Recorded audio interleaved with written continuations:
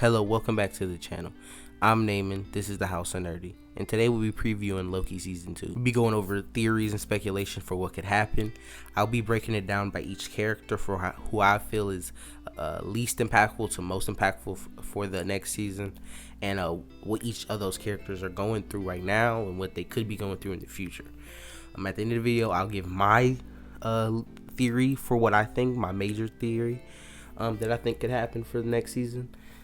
With all that said, let's go break it down. Now, the first character I'm going to start off with is Mobius. And I do think he's going to be the least impactful for the storyline. Like, he's not going to be as impactful for the storyline next season. But I do think he's, like, one of the better characters. Like, I don't think he's the least, like, the worst character. But I think out of the group of people and their connections and what they could do in the next season, he is probably the least impactful and the least necessary, but he still is a great character, don't get me wrong. So I think it's like right now Rennslayer just left, right?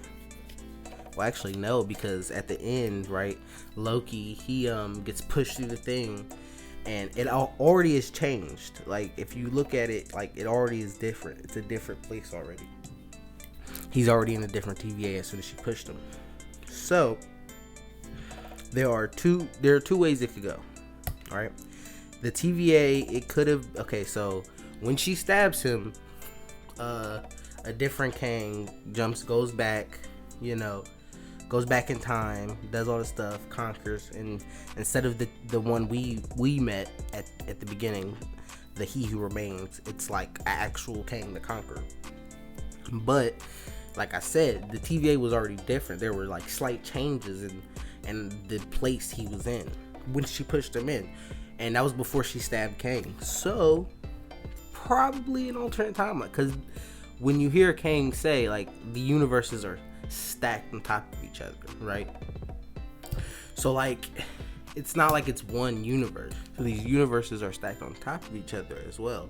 So there's probably, like, it's weird because the TVA in the comics, it's a multiversal organization and it exists out of time, but they could have it exist like there's different TVAs in each of the stacked timelines.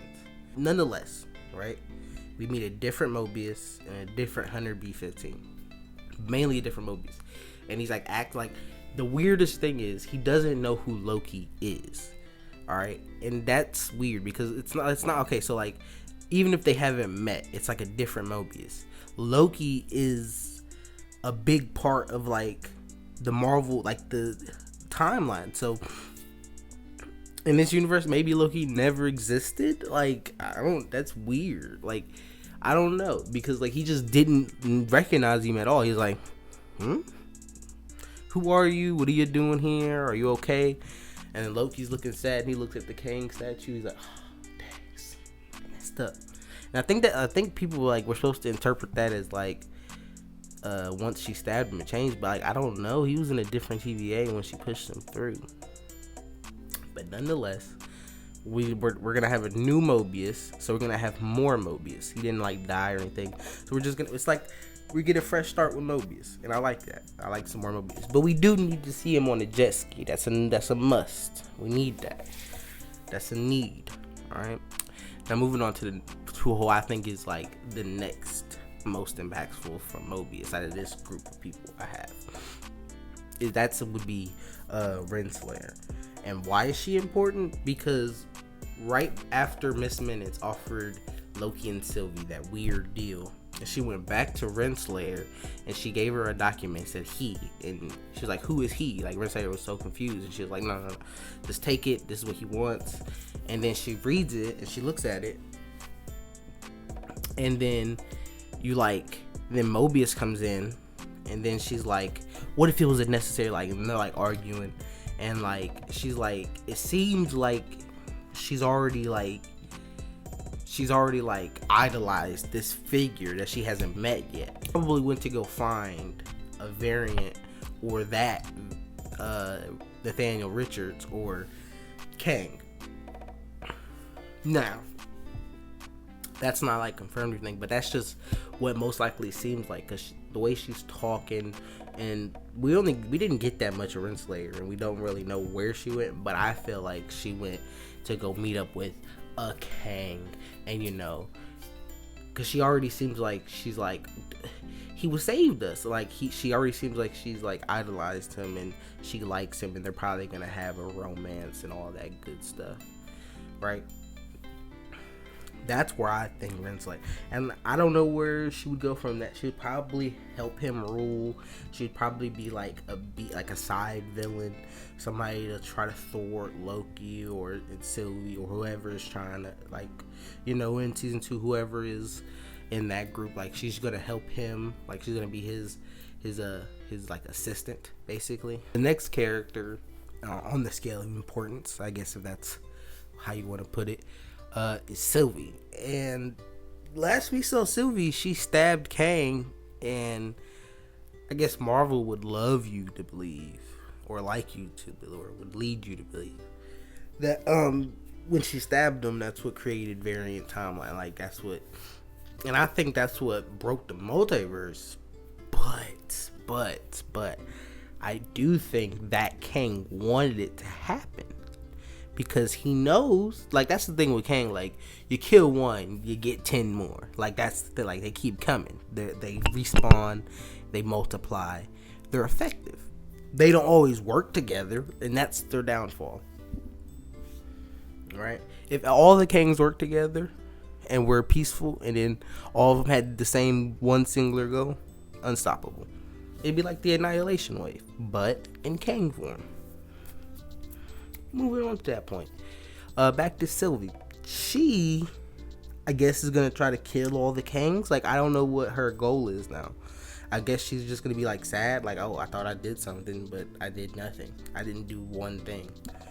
I actually did not a thing. I did it. She probably did exactly what the He Who Remains wanted her to do. And you can see, like, she was kind of baiting her and Loki to, like, have some conflict. And you see, like, she was just all in, because she wasn't believing a word of it, right? What he was saying. But I think he wanted her not to believe what he was saying, if that makes sense. So I think, like, she's going to feel real down in the dumps. Like, dang. I think she's going to feel bamboozled and tricked. Kind of how the next character feels. Main man Loki.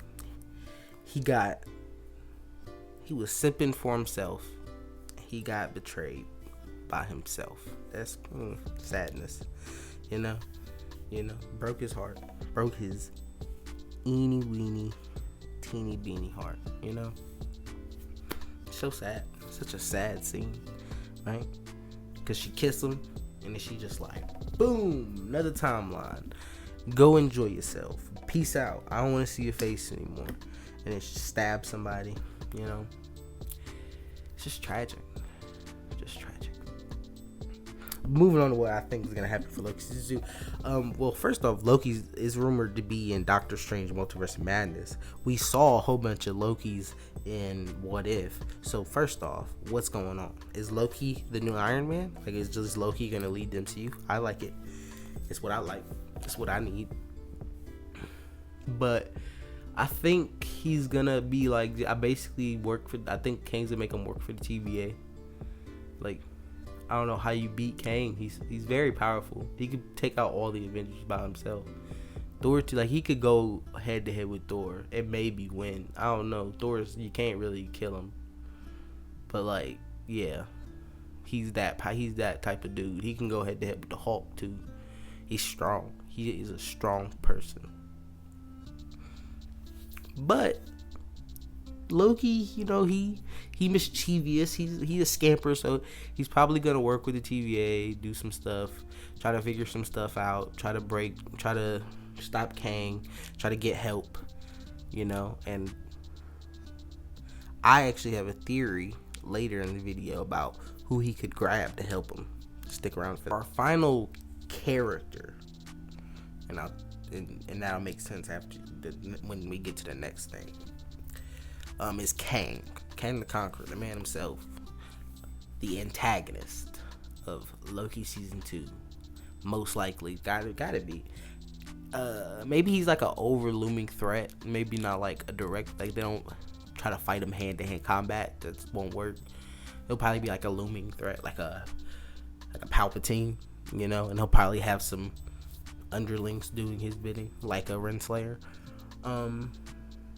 But he is gonna be the main villain of Ant-Man 3, and I don't know, like, I don't know if they could create a whole bunch of different Kangs. They could make one Kang, like, I guess the main guy, and just keep following him. They could drop different Kangs in different projects, like they could drop Rama Tut in Eternals. They could drop Nathaniel Richards, and like, I don't know when they're gonna do whenever they do the Young Avengers, or Fantastic Four. But Loki season 2, it'll probably lead into Ant-Man. It'll probably come out like late next year, early 2023, before Ant-Man comes out, and probably lead into Ant-Man, or right after, whichever one. Like, they'll be connected, right?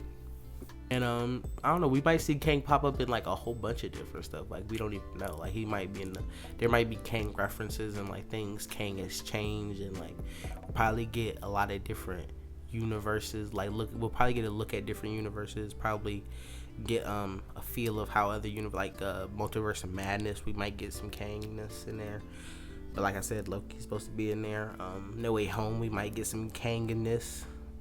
Doctor Strange trying to stop Kangs and stuff like that. All type of good stuff we could see with Kang. He's an interesting villain because, like I said, there's not just one of them and you kill him. Like, if you kill one, thousands more come back. Like, it's annoying, kind of. Like, it's actually pretty annoying. But it's effective, and he's strong, he's powerful, and he's cool. And he talks like he's better than you, because he is. So I'm excited, and I can't wait to see Kang in the MC. Now, the last thing we'll talk about is the TVA itself. Like I alluded to earlier, it's not really a character, but also it's a major thing. It's a major plot point in the show. So I'm gonna talk about it. And like I also said earlier, the TVA is supposed to exist outside of time. It is a multiversal organization. It's supposed to exist out of time. Right? It's not supposed to be affected by timeline stuff. It's supposed to be separate. But there's a lot of theories and how it said the universe affect each other, that the TVA is created inside the timeline. So if it's created inside the timeline, it's affected by the timeline, essentially, right? Or maybe like a Kang went back and changed how the TVA was created and created it inside a unit. Like, I don't know how you exactly, because his whole thing is trying to rule universes. So like, a universe to him is not anything like he rules multiple universes. So that's just average. A universe is a normal thing to him. So putting the TVA inside a universe and having all these different universes now branching out and going inside of each other and doing, like, if you look at the like diagram of the TVA, like they're going into each other. It's all wonky. So if that's the case, that means that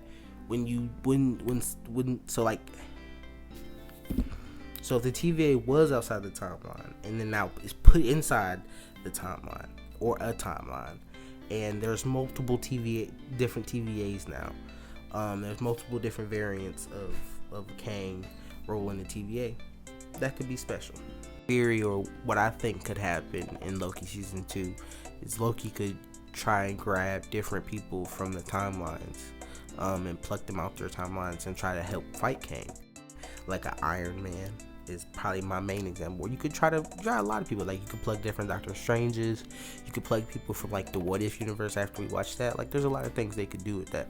You could plug a Spider-Man from like, because like the way how it looks is how it's set up. The multiverse is all things could be canon from like the past, all Marvel movies, like the Blade movies, the Fox Wolverine, the Fox X-Men movies, the old Spider-Man movies, all of them. Like, all those Marvel movies are now technically canon. Like, you can make them canon, and you can make them, like, you can interact with them on a regular basis as much as you really want to, as much as fans can, as much as you think fans can really take. Those are my thoughts on Loki season 2. If you found this video enjoyable or you got any valuable information out of this video, make sure you come back. Make sure you drop a like, comment, subscribe.